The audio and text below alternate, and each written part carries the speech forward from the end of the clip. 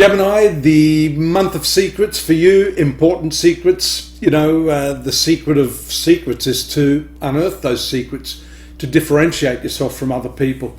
And it's important. Let's get this wheel moving so you can see what I'm talking about. This 8th house is dominant because we've got Saturn now moving forward at last. You've got Pluto moving into its stationary direct movement as well this month. Jupiter's done that already.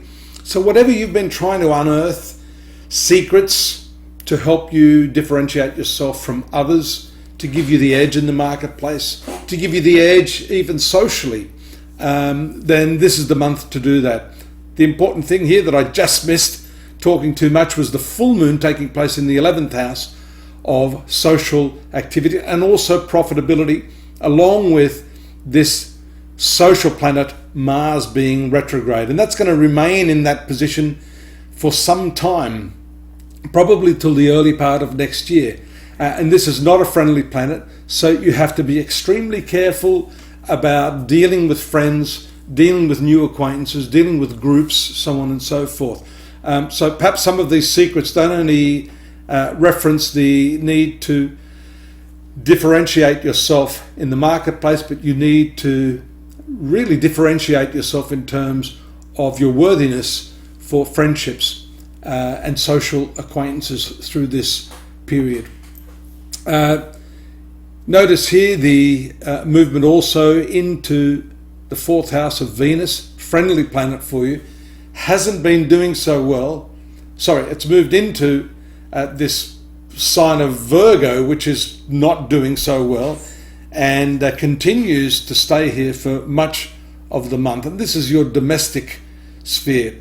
That's going to be activated as soon as you see this moon transit here. It's a very dark moon, so a lot of emotional stuff is connected with this. And once again, this house of secrets, the 8th house, is about money and the money you share with other people. And the moon is also your finance planet. So we can see here, along with these aspects that are forming to this 8th house, a lot of finances associated with your domestic sphere, your fixed assets, your vehicle, your house. And this may not be a particularly great feeling for you. You might be feeling as if you're not being recognized for the efforts you're making on the domestic front.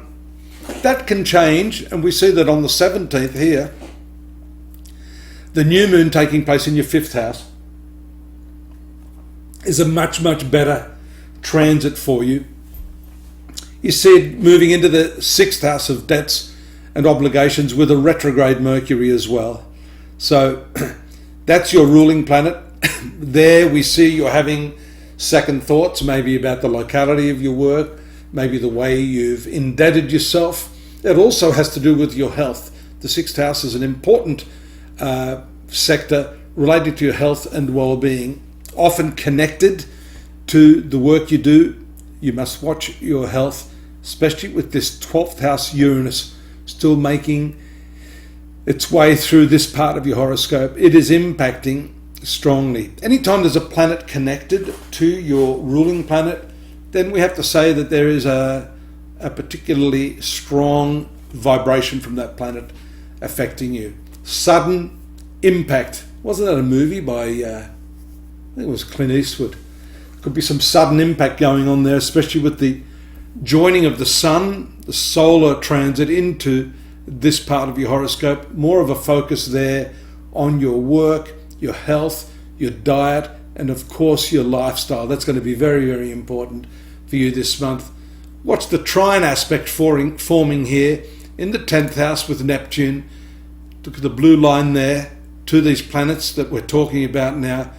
Lending support there. Bright moon, it's getting brighter and brighter. Ideals shown by Neptune. So you can be very idealistic about your work. And at the same time, this is why you have that support from these two planets. You're able to keep yourself grounded through this period. Mercury makes its retrogression back into the 5th house. Fortunately, Venus, your other friendly planet, is in a better state of mind here in this 5th house. Better times for creativity, especially when the moon makes its impact to the transit of Venus in that 5th house around the 30th 29th and 30th. And the moon finishes its transit this month in your 12th house with that, I guess, unexpected element of Uranus. That could indicate the month finishes with some unanticipated expenses and the need to really, as we see here with Mercury, go back and think about how you've been handling that financial side of your life. We didn't talk much about your relationships this month. I'll save a little bit of that for next month. Suffice to say that Venus, the natural significator of your love affairs, does, when it moves into this 5th house, indicate a better time, more pleasure, and more closeness with the one you love. Do subscribe. We've got the daily, monthly, weekly and yearly readings there for you at astrology.com.au. I hope you're going to join me there to find out more about what's going on this month, because this is just a brief synopsis. Please subscribe, and of course, if you need any more personalised attention to any specific matter, you can always drop me a line. I look forward to hearing from you. See you again next month. Bye-bye.